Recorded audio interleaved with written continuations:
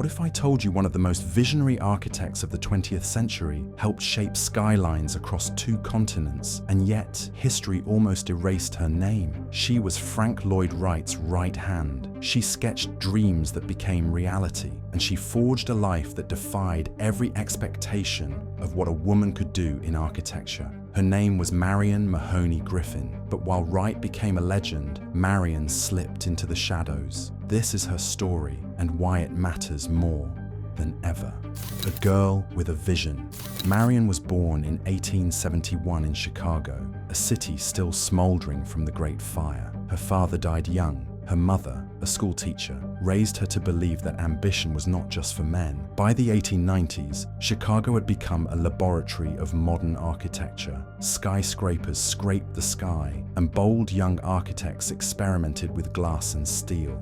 Marion was determined to be part of it. In 1894, she became one of the first women in the world to earn a degree in architecture from MIT, no less. But a diploma didn't open many doors for a woman. Offices refused her, colleagues mocked her, even sympathetic mentors hesitated to hire her, until she met a young architect with big ideas and an even bigger ego, Frank Lloyd Wright.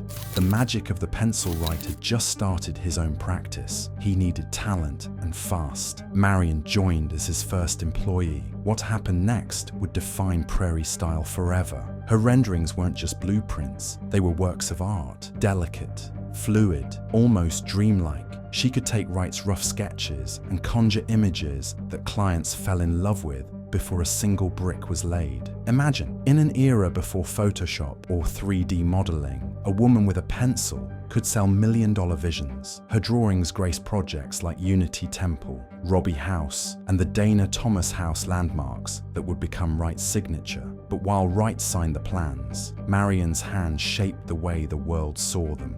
The shadow and the light. Marion didn't just draw, she designed interiors, crafted stained glass motifs, and proposed radical ideas about integrating buildings with nature. Yet almost no one outside the office knew her name. Wright was charismatic, self-promoting a master of the spotlight. Marion was quiet and self-effacing. Some historians believe she preferred it that way. Others argue she had no choice. Either way, the credits went to Wright. And Marion, she remained the shadow behind the genius.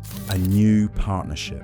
In 1911, everything changed. Wright left for Europe, abandoning his practice and his wife. The office collapsed overnight. Marion could have followed other architects. Instead, she took a risk. Walter Burley Griffin, another young designer, invited her to join him. Their partnership wasn't just professional, it became romantic. Together, they dreamed bigger than any commission in Chicago. In 1912, the Australian government announced an international competition to design the new capital city, Canberra. It was the ultimate prize, an entire city from scratch. Walter and Marion poured everything into their entry. Marion's watercolors captured a vision of Canberra that felt almost utopian. Flowing boulevards, organic forms, a city designed to harmonize with the land. When their design won, it stunned the world. But few realized Marion was the hand behind the renderings that sold the dream.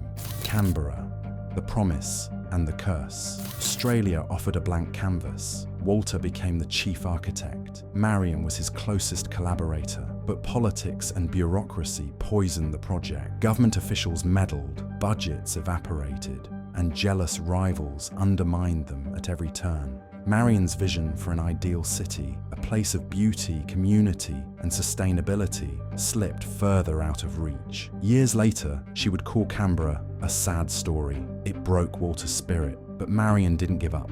India and the spiritual quest. After leaving Australia, the Griffins traveled to India. There, they built libraries, universities, and homes infused with Eastern aesthetics. Marion's spiritual life deepened. She became immersed in theosophy, a belief system blending philosophy, mysticism, and the idea that art could transform humanity. While their practice struggled financially, Marion felt her work finally transcended mere buildings. She saw architecture as a path to something higher, but tragedy waited. In 1937, Walter died unexpectedly in India. Marion was devastated and alone in a foreign country. The final years of obscurity.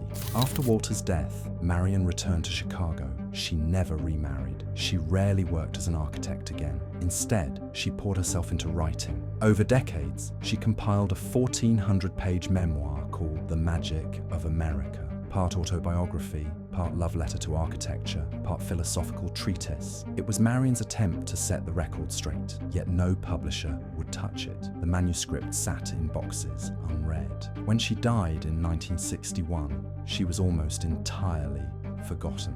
Rediscovering the magic. But history has a way of resurrecting overlooked voices. In the last 20 years, Marion Mahony Griffin's contributions have finally begun to receive recognition. Scholars have called her the most talented delineator in America. Exhibitions celebrate her renderings as pioneering art, and her vision of architecture, organic, democratic, spiritual, feels startlingly contemporary. She wasn't just Frank Lloyd Wright's assistant, she was a genius in her own right. Conclusion: the invisible hands that shape the world. So why did Marion Mahony Griffin vanish from history books?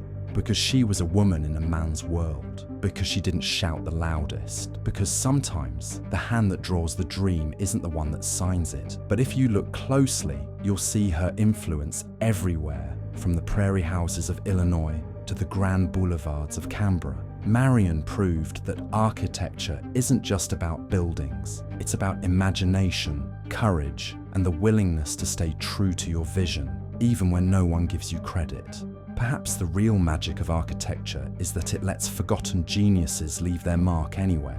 So next time you walk past a Frank Lloyd Wright masterpiece or see an image of Canberra, remember, there's often an invisible hand guiding the pencil, and sometimes it belongs to someone the world tried to forget.